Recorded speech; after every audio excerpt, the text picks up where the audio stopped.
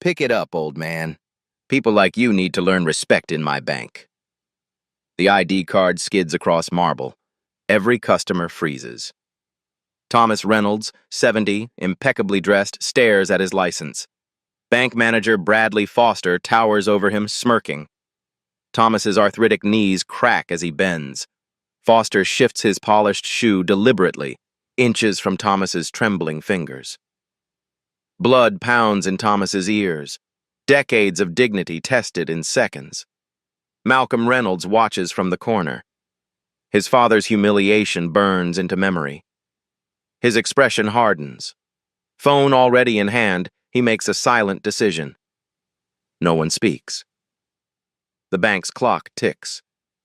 A choice forms in Malcolm's mind. What would you do if someone disrespected your family member right in front of you?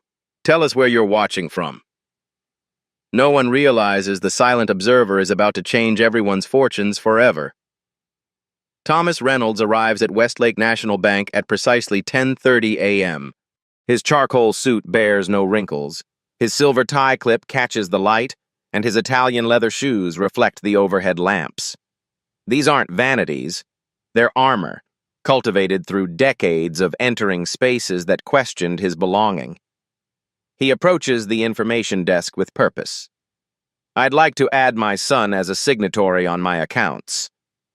Across the lobby, Malcolm Reynolds stands near a potted palm, answering emails about the $5 billion merger his company, Horizon Innovations, is finalizing with NextGen Financial Group, Westlake's largest client. He glances up occasionally, letting his father handle his own affairs. Bradley Foster notices the elderly black man at the information desk. His eyes perform a quick assessment. Outdated suit, probable fixed income, minimal deposits. Not worth his personal attention. He signals a junior associate. Annette, help the gentleman. Thomas speaks clearly. I specifically requested the manager. These are premium accounts with complex changes. Foster's eyebrows rise slightly. Premium accounts? He approaches reluctantly, professional smile not reaching his eyes. He checks Thomas's accounts on his tablet. The balances are respectable but not impressive by Foster's standards. What can I help you with today? Foster asks, speaking louder than necessary. I need to add my son as a signatory on all accounts. Foster nods, explaining basic banking procedures Thomas undoubtedly already knows. Of course, we'll need to verify your identity first. Banking regulations, you understand. He emphasizes regulations, as if Thomas might find the word challenging. Malcolm answers an urgent merger email. The message mentions Westlake National handling the $5 billion transfer tomorrow. Foster requests identification. Thomas produces his driver's license. Foster takes it between his fingertips, examining it with exaggerated scrutiny, turning it over multiple times as if suspecting forgery despite the clear holographic security features. This seems... Foster lets the sentence hang, implying doubt without stating it. Thomas maintains perfect composure, hands folded on the counter. Decades of similar interactions have taught him patience. The temperature in the room seems to drop when Foster's fingers release the ID card deliberately toward the floor. The ID card hits the marble with a sharp crack. Conversations halt. Eyes turn. Thomas stares at Foster, who maintains unwavering eye contact, the corner of his mouth lifting slightly. I'll need valid identification, sir, Foster says, voice carrying across the suddenly quiet lobby. Thomas points to the floor. You just dropped my valid identification. Foster shrugs. If you need assistance bending down... Malcolm watches from across the room. His instinct screams to intervene, but he knows his father, knows when to give him space. Thomas has navigated these waters his entire life. Thomas slowly bends, wincing as his arthritic knee protests. Foster shifts his weight, his polished Oxford sliding closer to Thomas's outstretched fingers. The movement isn't accidental. Thomas notices but shows no reaction. He straightens, placing the ID back on the counter with measured control. This identification is valid. Foster picks it up between two fingers, as if handling something contaminated. The address seems inconsistent with our records. I've lived at 1842 Maple Avenue for 30 years, Thomas replies evenly. A young teller watches the exchange, discomfort evident in her posture. She looks away when Foster glances in her direction. Malcolm steps away from the wall, approaching slowly. His tailored suit costs more than Foster's monthly salary. Foster notices him immediately, assessing the expensive fabric, the confident stride. "I'll be with you shortly, sir," he tells Malcolm dismissively, assuming no connection between the two men. "I'm with him," Malcolm says, gesturing toward Thomas. Foster's expression shifts, recalibrating but still not grasping the full situation. "Your father?" he asks, poorly disguised surprise in his voice. "Yes," Malcolm answers simply. Foster's eyes dart between them. "You don't look like you're from the same—" He stops, the implication hanging in the air like smoke. Thomas remains perfectly still, a lifetime of similar moments providing him well-practiced composure. Malcolm's jaw tightens almost imperceptibly. "From the same what, exactly?" Foster doesn't answer, suddenly busy with his tablet. Malcolm's hand slides into his pocket, touching his phone, making a decision that will reshape the future of everyone in the room. Foster processes the father-son relationship, but his demeanor doesn't soften. "We'll need additional verification for security purposes." He taps his tablet screen. "For certain accounts, it's bank policy." "Certain accounts?" Malcolm asks. Foster ignores the question. "A second form of identification, please." Thomas produces his passport without comment. Foster examines it with theatrical scrutiny, flipping pages slowly. A female customer approaches the counter beside them, but Foster waves her toward another teller without looking up. "Also, I'll need to see a credit card and social security verification." Thomas extracts his social security card and Platinum Amex from his wallet. Foster inspects each document, holding them to the light unnecessarily. Customers in line watch the excessive verification process with uncomfortable glances. "The signature appears inconsistent," Foster claims, though Thomas's elegant handwriting remains remarkably consistent across all documents. "I'll need a current signature sample." He slides a form across the counter. Thomas completes it with the same dignified precision that has defined his life. His pen strokes are steady, deliberate. Foster compares it to the signature card on file, pretending to find discrepancies. "I'm not convinced this matches our records." "It's identical," Thomas says quietly. "Perhaps we should try again." Foster crumples the form and tosses it toward the trash bin. It misses, landing on the floor. "You dropped something," he adds with a smirk. The lobby falls silent. Every eye watches. Thomas doesn't move. Malcolm steps forward, but Thomas raises his hand slightly, a gesture so small only his son would recognize its significance. "Stop. Let me handle this." "I've been a customer here for 35 years, Thomas says, voice even. "I'd like to speak with your supervisor." Foster's smile tightens. "I am the senior manager on duty. There's no one else available today." He slides another form across. "Let's try again with your signature. More carefully this time." Thomas takes a measured breath, calculating his options while maintaining impeccable composure. Malcolm watches his father, seeing not an old man being humiliated, but a fortress of dignity under siege. A security guard notices the tension and approaches, positioning himself closer to Malcolm than to Foster. "Is there a problem here?" he asks, looking directly at Malcolm rather than the bank employee. "Ask him," Malcolm responds, nodding toward Foster. Foster straightens his tie. "Just following security protocols. Some people have difficulty understanding our procedures." The guard's eyes flick to Thomas, then back to Malcolm, making a rapid assessment of the expensive suit, the confident posture. "Sir, if you're causing a disturbance—" "No disturbance," Thomas interrupts. "Just completing some paperwork." He takes the form and signs it with perfect penmanship, exactly as he did the first time. Malcolm's phone buzzes. He glances at the screen. A text from Claire Davidson, NextGen's CEO. Ready to sign merger docs tomorrow. 5 BI wire transfer through Westlake National as discussed. Malcolm's fingers tighten around his phone as 5 billion reasons to walk away battle with one compelling reason to stay. Thomas slides the second signature form across the counter. Foster analyzes it with the same skepticism, though the signature is flawless. Finally, he nods with reluctant acceptance. This will do, I suppose. Foster begins processing the signatory change with deliberate slowness. His fingers tap the keyboard at half speed.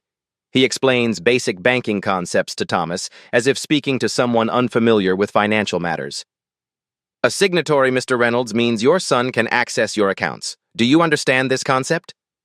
Thomas nods once, maintaining his dignity. I understand perfectly. Malcolm steps away, answering his vibrating phone. Malcolm Reynolds. Malcolm, it's Claire Davidson. Just confirming tomorrow's signing. Everything on track? NextGen's CEO sounds eager, excited.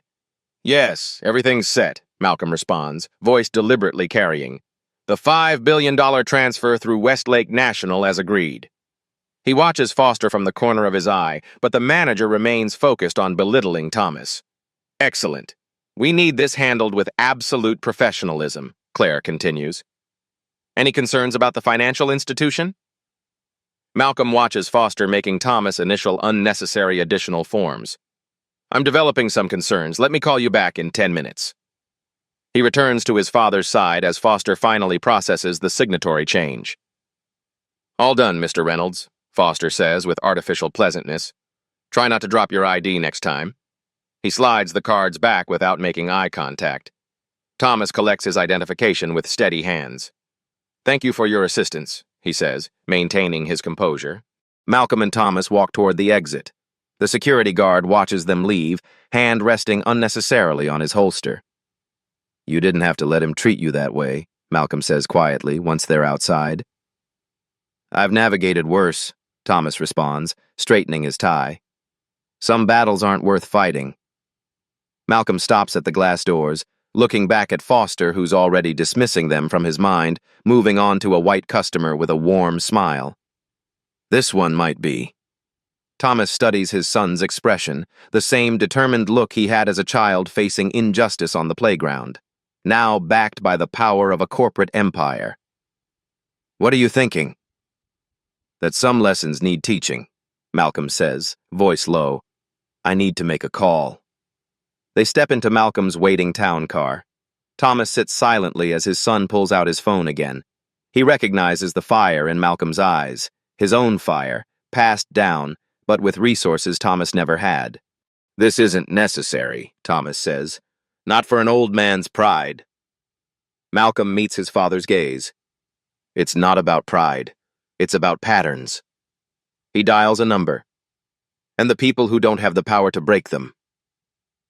Thomas watches his son, seeing not just the CEO of Horizon Innovations, but the boy who once vowed that when he grew up, things would be different.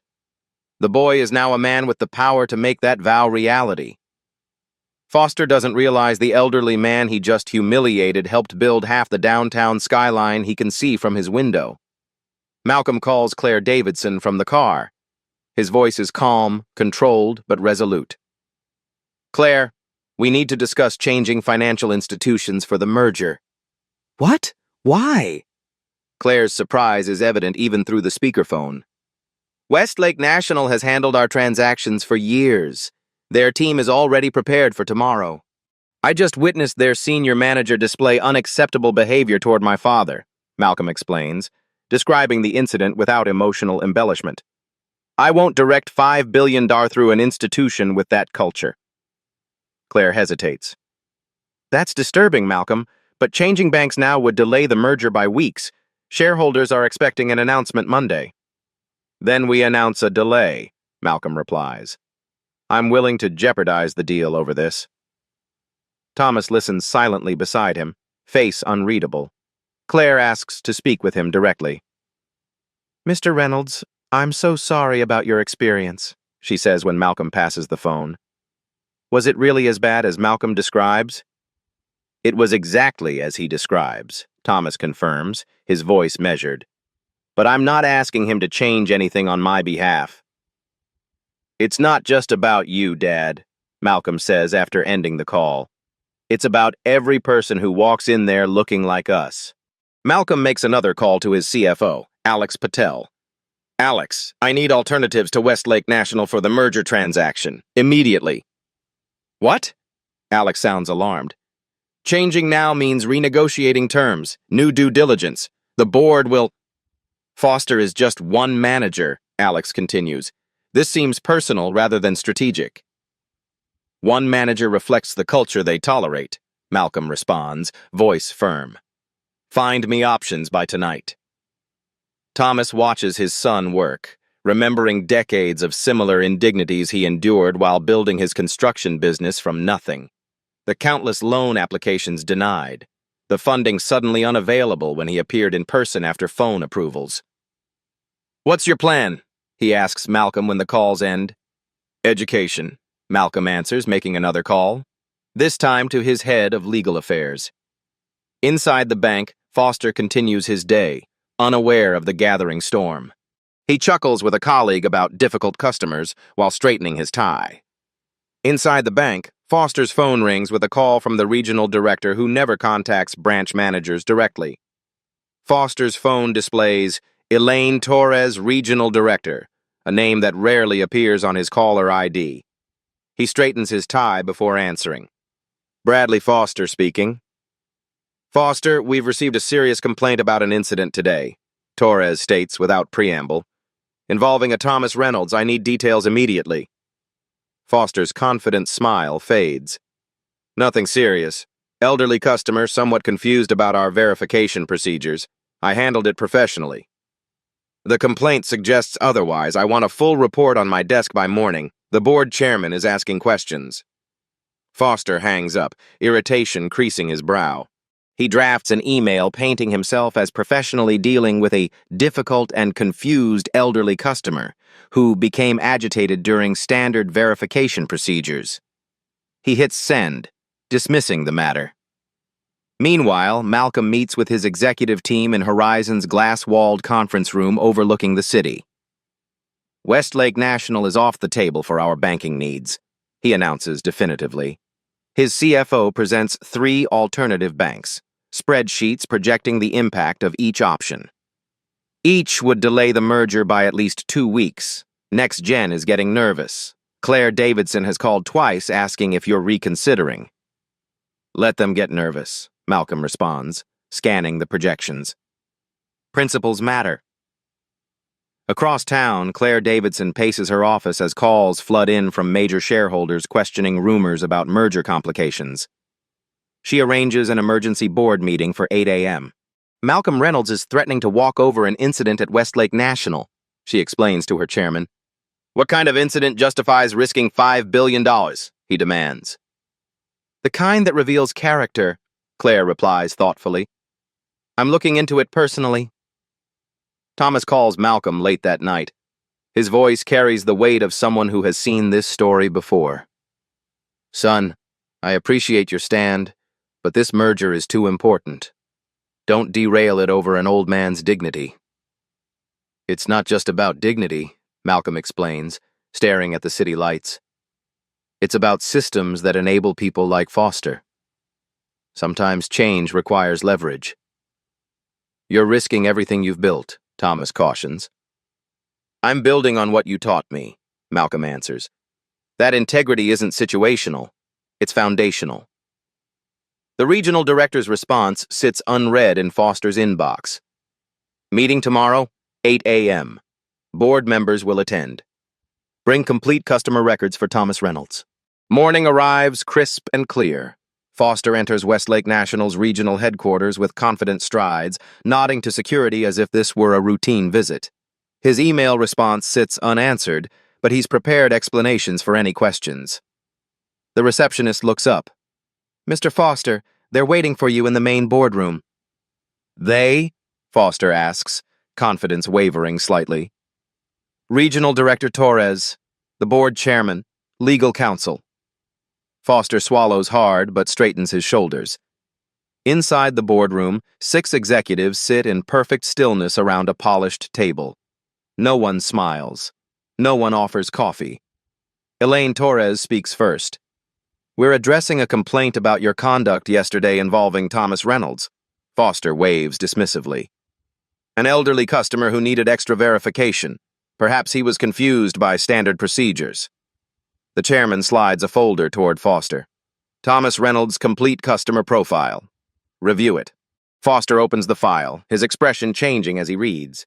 "Thomas Reynolds, founding investor in Westlake National Bank, holding significant shares since its establishment. Personal accounts exceeding 8 figures. Owner of Reynolds Construction, which built their headquarters." "I wasn't aware," Foster begins.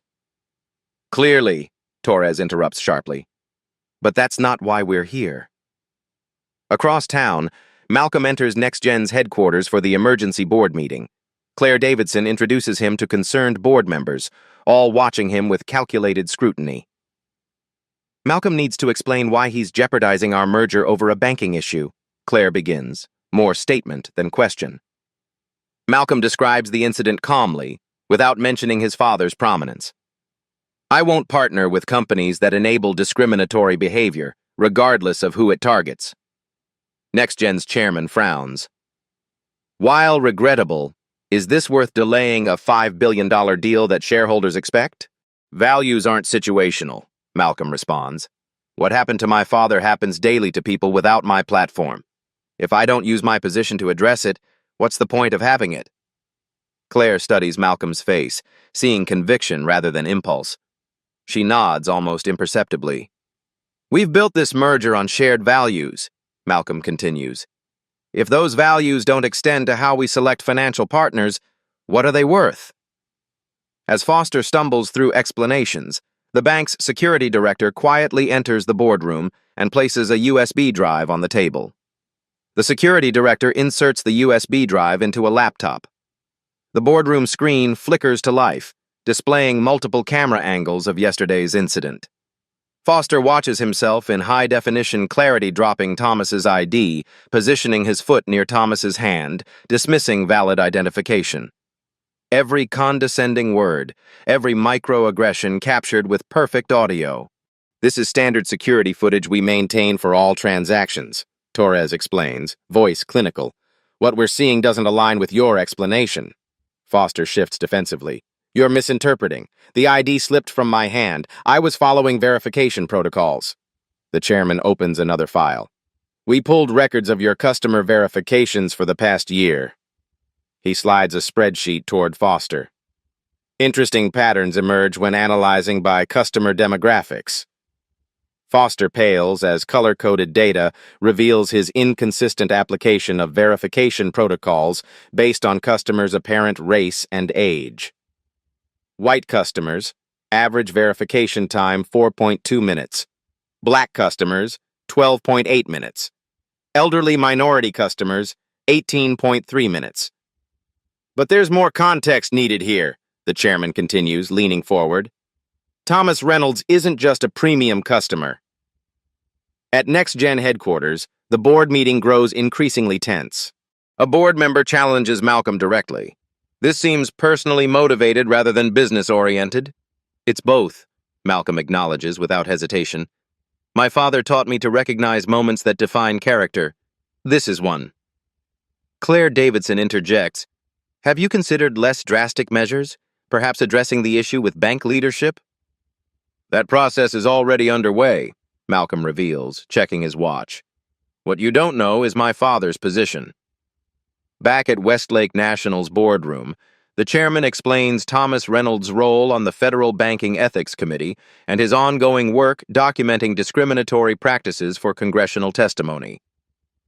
"For 3 years, he's been quietly gathering evidence across multiple institutions," Torres says, voice steady. "Yesterday wasn't just about adding his son as a signatory. It was a standard test of service quality they perform nationwide." Foster realizes the magnitude of his actions.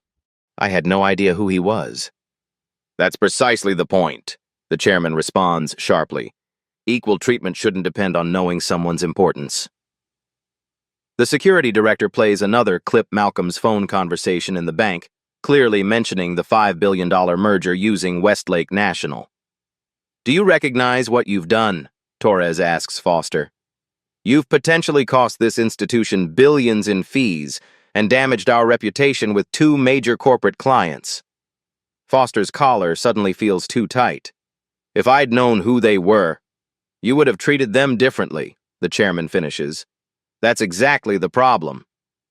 At NextGen, Malcolm reveals his father's role in banking oversight. He's been documenting discriminatory patterns for years. Yesterday's incident will feature in his congressional testimony next month. NextGen's board members exchange alarmed glances, realizing the broader implications. "This puts us in a difficult position," the chairman admits. "It puts us in the right position," Claire counters. "Do we want to be on the right side of this issue when it becomes public?" Malcolm stands. "I'm not using this as leverage. I'm simply making a choice about the institutions we partner with. You're free to make your own." The board chairman clears his throat. "Perhaps we should consider supporting your position, Mr. Reynolds, for both ethical and practical reasons." At Westlake National, Foster attempts damage control. "I can call them personally. Apologize. Explain it was a misunderstanding." "It's far beyond that," Torres responds. "The board will meet this afternoon to determine appropriate responses. Until then, you're suspended with pay." As Foster leaves the boardroom, his career crumbling around him, Thomas Reynolds sits at his home office reviewing footage of 20 similar tests conducted at different banks nationwide. Each video shows subtle but unmistakable disparities in service based on customer appearance. His assistant enters. "The Congressional Committee chairman called. They want to move your testimony up given recent developments." Thomas nods. "Tell them I'll be ready." He glances at a photo on his desk himself as a young entrepreneur standing before the construction site of what would become Westlake National's headquarters. The irony doesn't escape him. "Will Malcolm be joining us for lunch?" his assistant asks. "He's busy teaching a necessary lesson," Thomas replies. As both meetings reach critical decisions, Thomas reviews footage of 20 similar tests at different banks, preparing testimony that will shake the entire industry. Westlake National's board terminates Foster's employment by unanimous vote. The chairman personally calls Malcolm Reynolds, his tone carefully balanced between apology and damage control. "Mr. Reynolds, on behalf of our entire institution, I offer our deepest apologies for yesterday's incident. Mr. Foster's behavior violated every standard we claim to uphold." "Claims and reality often differ," Malcolm responds, voice neutral. "We've terminated his employment effective immediately," the chairman continues. "But we recognize that's just a first step. We're implementing comprehensive changes to our training and accountability systems." Malcolm listens but makes no commitments. "I appreciate your call. My team will be in touch regarding our decision." NextGen's board votes unanimously to support Malcolm's position after a 2-hour closed-door session. Claire Davidson drafts a joint statement with Malcolm announcing a 2-week delay to the merger while they reassess financial partnerships based on shared values of inclusion and respect. The statement doesn't mention Westlake National by name, but financial analysts connect the dots immediately. Wall Street Journal runs the headline, "NextGen Horizon 5B, Merger Delayed, Banking Partners Under Scrutiny." Bloomberg follows with, "Banking Discrimination Claims Halt Major Merger." CNBC features panel discussions on corporate social responsibility versus shareholder obligations. Thomas receives calls from fellow Banking Ethics Committee members throughout the day. "This couldn't have been better timing," Senator Harris tells him. "Your planned testimony now has a powerful concrete example." Congressional staffers request advance copies of Thomas's findings, sensing political opportunity in addressing banking discrimination before midterm elections. Thomas provides data, but not his full testimony. "Some things should be heard first, not read," he explains. Malcolm establishes clear conditions for continuing with Westlake National. Mandatory bias training for all customer-facing staff. independent audits of service quality across demographic groups, and financial support for community banking initiatives in underserved neighborhoods. The bank's board, facing pressure from major shareholders concerned about reputation damage, agrees to Malcolm's terms with unexpected enthusiasm. "We should have implemented these measures years ago," the chairman admits privately to Malcolm during a follow-up call. "Why didn't you?" Malcolm asks directly. The chairman hesitates. "No compelling business reason, I suppose." "You have one now," Malcolm observes. Foster attempts damage control, hiring prominent attorney Stephanie Webb to claim wrongful termination. They prepare a statement painting Foster as a scapegoat for systemic issues. Webb discovers Thomas's pattern of testing bank services and builds a defense around entrapment. "They deliberately set you up," Webb tells Foster. "We can argue Thomas Reynolds was acting as an agent of the Federal Banking Committee, essentially conducting a sting operation without proper disclosure." Westlake's legal team dismisses the claim, providing documentation of Foster's consistent behavior with multiple customers over the past 18 months. "This wasn't an isolated incident," their response states. "It was a pattern of conduct that finally received attention." Thomas invites Foster to meet privately at his office. Foster arrives expecting confrontation, perhaps an opportunity to record something useful for his wrongful termination suit. Instead, he finds Thomas calmly reviewing banking records at a desk overlooking the city. "Thank you for coming," Thomas says, not rising. "Please sit." Foster remains standing. "My attorney advised against this meeting." "I'm not recording this conversation," Thomas responds. "This isn't about legal action, it's about understanding."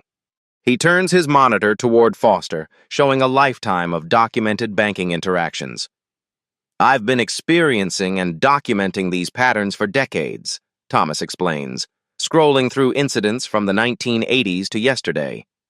"This isn't about punishing you. It's about changing systems." Foster listens, defensive at first, then increasingly uncomfortable as he recognizes patterns in his own behavior reflected in dozens of similar interactions. "I never considered myself prejudiced," he admits finally. "Few do," Thomas responds evenly. "That's why evidence matters." Meanwhile, other financial institutions examine their own practices, fearing similar scrutiny. Several CEOs contact Malcolm, seeking guidance on proactive measures. Malcolm connects them with diversity consultants from his own company's successful initiatives and recommends transparency about their findings. The institutions that will thrive are those willing to acknowledge problems before they become public scandals, he tells them. Claire Davidson announces NextGen will require all financial partners to undergo independent service audits. "We're establishing new industry standards," she tells shareholders in an emergency call. The company's stock rises despite the merger delay, with analysts praising the forward-thinking approach to risk management. This represents a significant shift in how financial services evaluate partnership risk, a Goldman Sachs analyst writes. Social responsibility metrics now carry tangible financial implications. Thomas testifies before a House subcommittee, presenting his data with characteristic precision. Representatives from major banks fill the gallery, taking detailed notes. Thomas doesn't mention Foster by name, focusing instead on statistical patterns that transcend individuals. "These aren't isolated incidents," he explains to the committee. "They're manifestations of systems that permit bias to influence service quality without accountability." When asked about potential solutions, Thomas outlines the same measures Malcolm required from Westlake National. "Training without testing is just performance," he concludes. "Regular independent audits are essential." Regulatory agencies begin drafting new guidelines based on Thomas's recommendations. The comptroller of the currency announces plans for mystery shopper testing across demographic groups as part of regular bank evaluations. Foster watches the testimony from his attorney's office, seeing his career implode on national television without his name being mentioned once. "He's not even angry," Foster observes, surprised.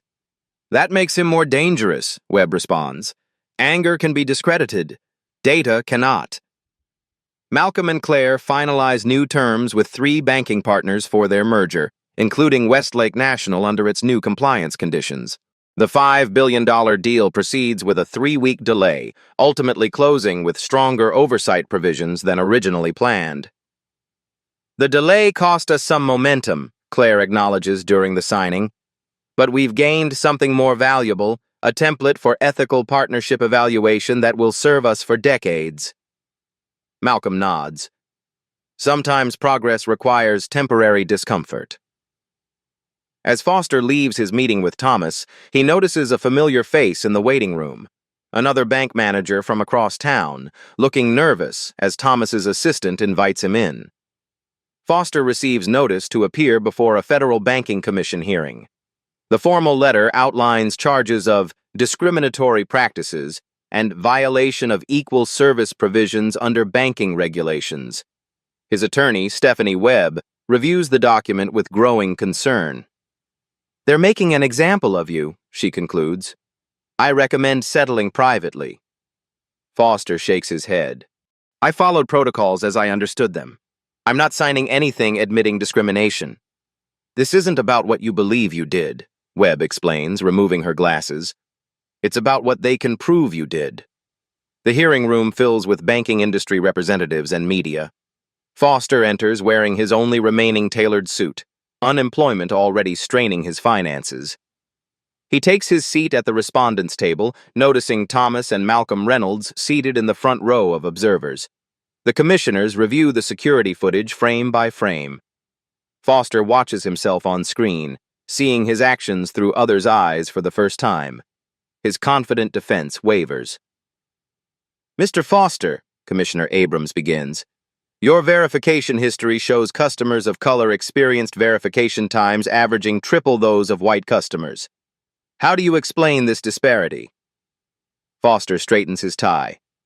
"Different situations require different levels of scrutiny. I was following risk assessment protocols." "Were you aware Mr. Reynolds had been a customer for 35 years with no security incidents?" "That information wasn't immediately available to me." Commissioner Abrams leans forward. "Would you have treated a wealthy-looking white customer the same way?" Foster hesitates too long before answering. "I believe I treat everyone equally." The room fills with murmurs. Commissioner Abrams lets the silence expand before continuing. Thomas testifies next, presenting data from dozens of banking tests conducted nationwide. His voice remains measured, his manner professional. He never mentions Foster by name or shows any personal animosity. "This isn't about one incident or one manager," Thomas explains, indicating charts showing consistent disparities across institutions. "It's about patterns so normalized they've become invisible to those perpetuating them." Malcolm observes from the audience, watching his father transform decades of quiet dignity into powerful advocacy. Industry representatives fill every seat, recognizing the hearing's potential impact on future regulations. Foster's former colleagues testify next. Each claims they had noticed concerning behaviors but lacked reporting mechanisms. Westlake National's chairman describes their new training and accountability measures, implicitly placing all blame on Foster rather than acknowledging institutional responsibility. "We've completely overhauled our verification procedures," the chairman testifies. "Mr. Foster's actions, while regrettable, have led to significant improvements." Foster feels the bus tires rolling over him. The same executives who had approved his promotions for years now distance themselves entirely. The commission's ruling comes swiftly. Foster is barred from working in financial institutions for 5 years and must complete extensive anti-bias training before reapplying for certification. The financial penalty exceeds his savings. Outside the hearing room, reporters thrust microphones toward Foster. "Do you maintain that you did nothing wrong?" a CNN reporter asks. Foster begins a defensive statement, then stops when he sees Thomas emerging from the building. Their eyes meet briefly across the crowded steps. "I made mistakes," Foster says instead, "and I'm learning from them." Thomas acknowledges him with a slight nod before departing in his waiting car. Later that evening, Foster clears his desk at home, placing banking awards in a box. His phone rings, his daughter calling from college. "Dad, are you okay? I saw the news." Foster pauses. "I'm figuring some things out, Emma. Things I should have understood a long time ago." "What will you do now?" He looks at the hearing transcript on his desk. "Learn. Really learn this time." As the hearing concludes, Thomas receives a call from the White House Chief of Staff. "The President has read your testimony and wants to discuss a new banking oversight initiative." 6 months later, Malcolm and Claire finalize their merger in Horizon's sunlit boardroom. Representatives from 3 banks witness the signing a consortium selected after passing rigorous service quality audits.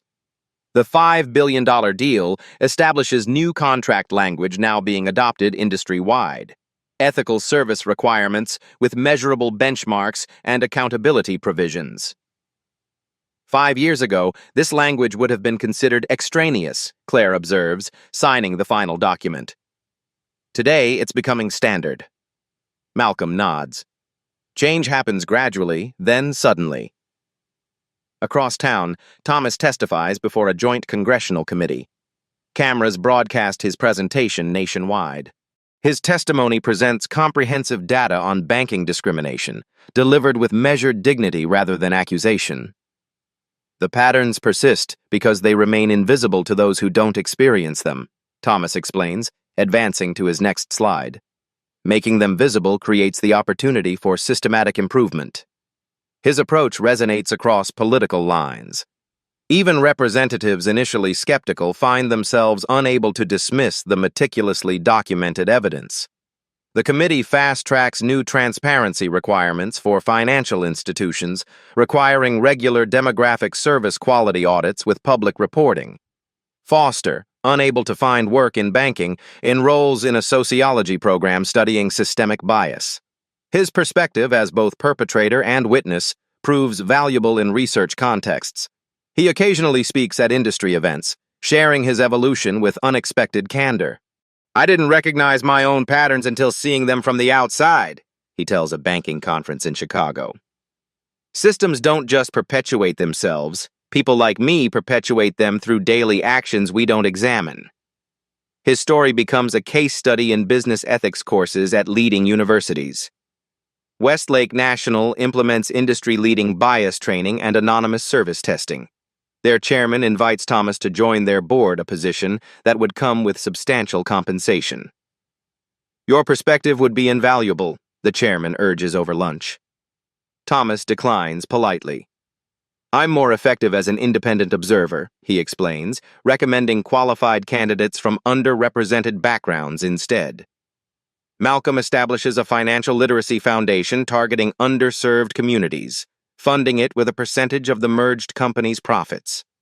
Claire Davidson joins its board, bringing other industry leaders with her. "Financial inclusion requires more than access," Malcolm explains at the foundation's launch. "It requires equal treatment once access is obtained." Banking regulators adopt Thomas's testing methodology nationwide, creating accountability metrics for service quality across demographic groups. Several major banks face significant fines for disparities, driving rapid industry changes. Compliance departments expand, statistical analysis of service patterns becomes standard, and executive compensation increasingly ties to equity metrics. Trade publications that initially questioned the business case for such measures now feature success stories of institutions that implemented changes proactively. The Reynolds Standard, as industry insiders now call the benchmark practices, transforms from regulatory burden to competitive advantage as consumers increasingly consider equity metrics in banking choices.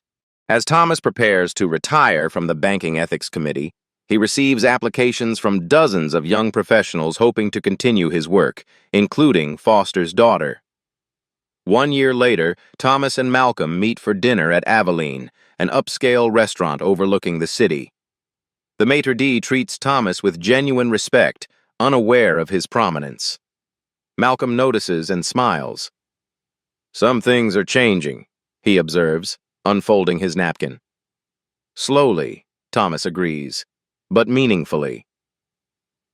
They discuss the industry transformations their actions sparked.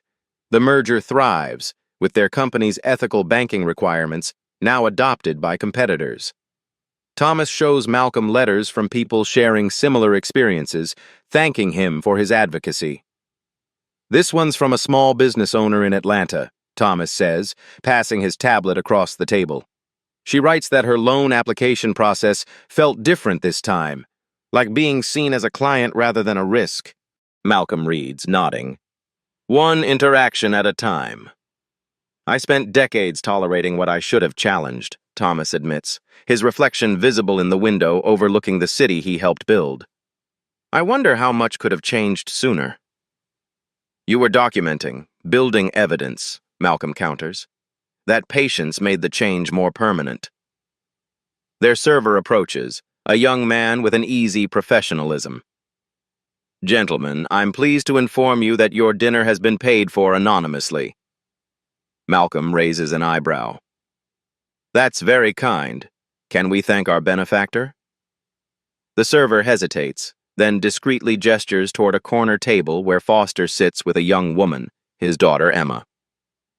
Foster raises his glass slightly in acknowledgement before standing to leave. Thomas watches him depart. "Accountability without redemption is just punishment," he tells Malcolm.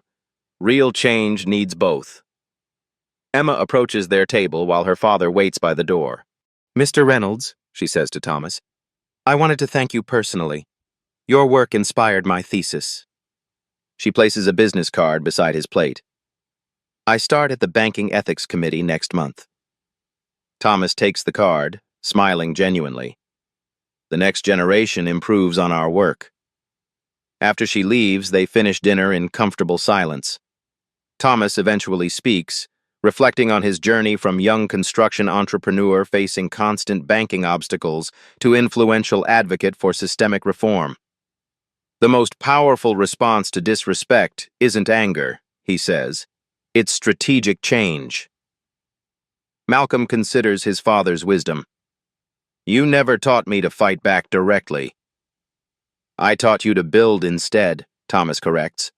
"Fighting tears down, building creates new realities." They step outside into the cool evening air. Across the street, a new bank branch displays its name in understated lighting. Beneath it, Thomas's quote appears in elegant lettering. "Equal respect shouldn't depend on knowing someone's importance." Malcolm reads it, then looks at his father. "Your words." "Their choice," Thomas responds. "That's how you know it's real change." They walk together toward their waiting car. Two generations who transformed a personal indignity into industry-wide reform. Not through vengeance, but through strategic persistence and the patient application of influence. "Was it worth it?" Malcolm asks. "The risk to the merger? The public scrutiny?" Thomas watches the city lights reflect off glass towers. "Ask me in another generation, when no one remembers it was ever different." Dignity doesn't demand revenge. It requires creating systems where disrespect can't thrive. If our story about dignity, justice, and strategic change resonated with you, tap that like button now. Every like helps us bring more powerful stories like this one to people who need to hear them. This is just one of many true stories of courage and consequence we share here at PAP Stories. Subscribe now and hit the notification bell so you never miss our new uploads. Remember, real change happens when brave people stand their ground. Join our community of changemakers today by subscribing to PAP Stories.